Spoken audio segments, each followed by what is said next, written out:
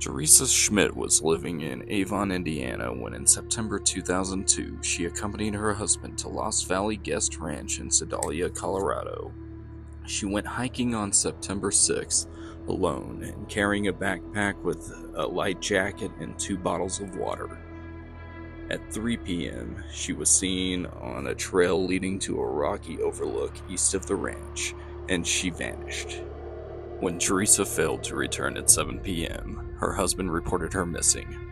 For 6 days, nearly 70 volunteers, searchers, tracker dogs, and helicopters searched the area, but were hampered by bad weather. Lost Valley Ranch is located in the Pike National Forest, where she was hiking a few miles away towards Cheeseman Reservoir. Although Teresa was an experienced hiker and had hiked the area before, the area had recently had a fire that changed physical features of the land, making it easier to get lost. The only signs that have been recovered were 2 sets of footprints, found at Cheeseman Overlook, 1 set on each side of the ridge, and both matching Teresa's shoes. She is only the 3rd missing person in 50 years that Alpine Search and Rescue have failed to locate. Her case still remains open.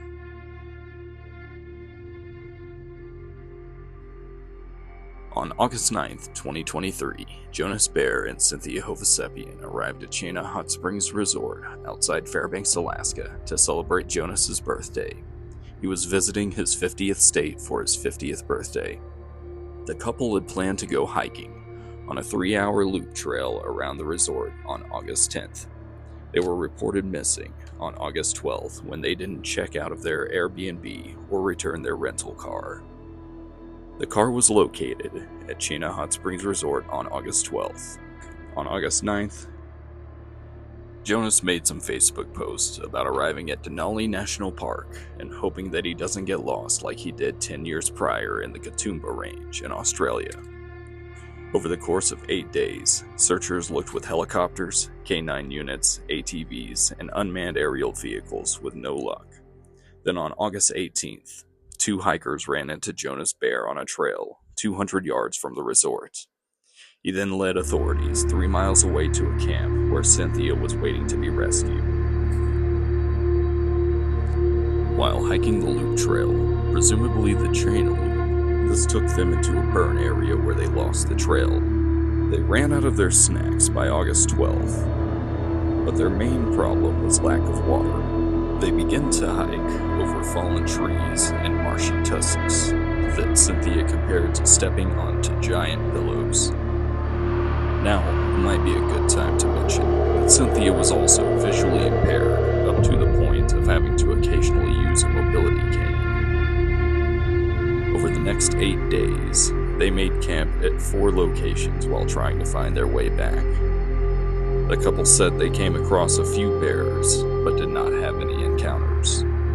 On August 18th, Jonas left Cynthia at camp with enough firewood to last the day and set out to find help. Jonas headed north, as he and Cynthia had decided that was most likely where the resort was. Eventually, Jonas stumbled back onto a trail and ran into the hikers. The situation may have been resolved sooner had either Cynthia or Jonas carried a cell phone or any sort of communication device. Neither had serious or lasting injuries from the ordeal and intend to return to explore more of Alaska. If you enjoyed the video, please consider liking and subscribing to the channel so you don't miss any future videos. We will see you next time.